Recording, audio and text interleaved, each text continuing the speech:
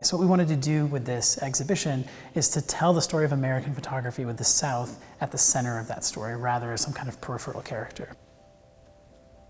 I'm Gregory Harris. I'm the Keough Family Curator of Photography here at the High Museum of Art in Atlanta, and we're in a long arc, photography in the American South since 1845. I'm going to take you through the exhibition. We're going to look at a few important photographs from the show and talk about some of the major themes of the exhibition.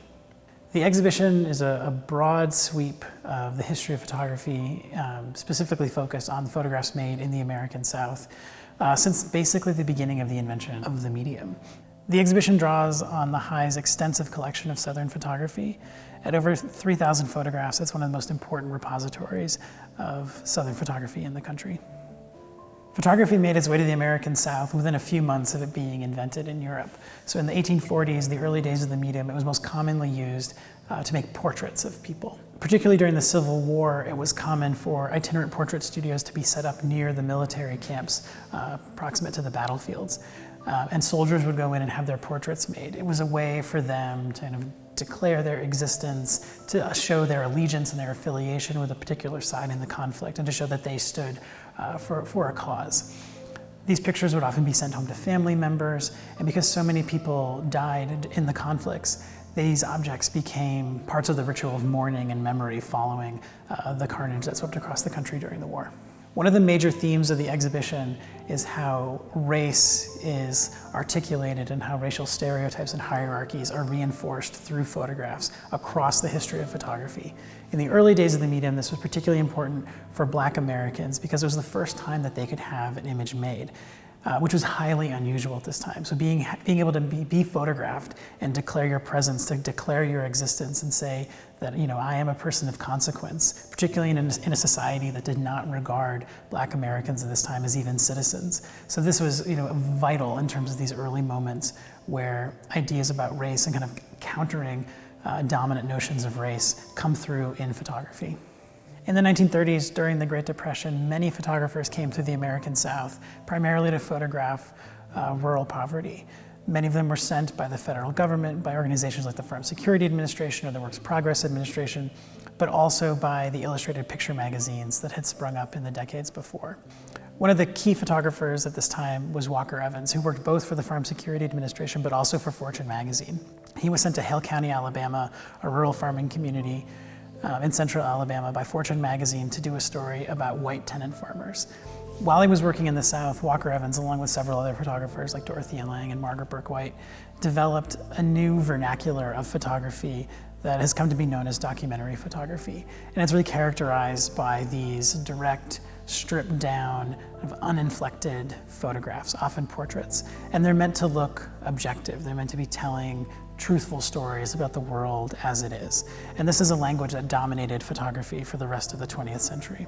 In the 1960s, the civil rights movement showed how photography could be used as a tool to influence public opinion and change people's lives in a very tangible way. There were countless photojournalists throughout the South who photographed protests and marches and other kinds of civic activities, and these pictures were printed in newspapers and magazines and distributed all over the country. And it told the story of the struggle for racial justice in the South to the entire country. Many of these pictures show violent clashes between protesters and law enforcement or counter-protesters. And these pictures have, you know, they're very emotionally charged and they have become iconic for good reason. They're much more energetic than a lot of the pictures that we saw coming out of the 1930s, which are very cold and removed, and these pictures have a lot of anger and emotion in them.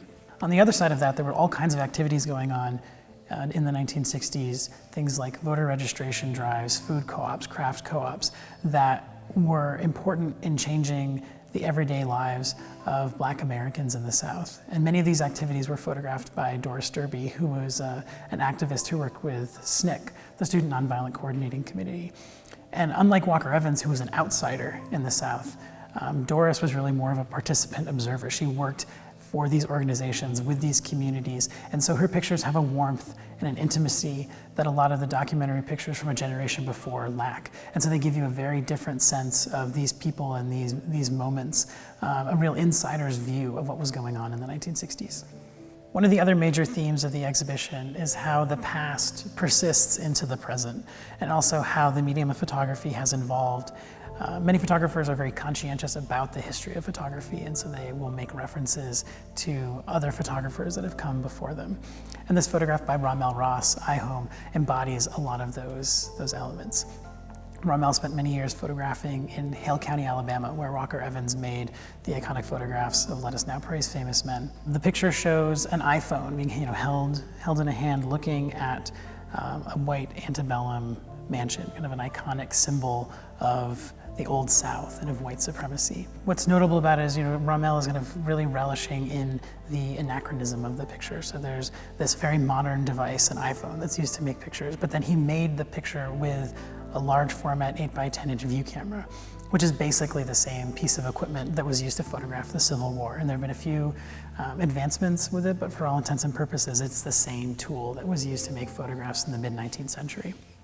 So with this picture, by showing, the hand holding the iPhone, making one picture, then being authored again on top of that with another camera, Rommel's really asking questions about the layers of history and who gets to write that history, who gets to define the South in images.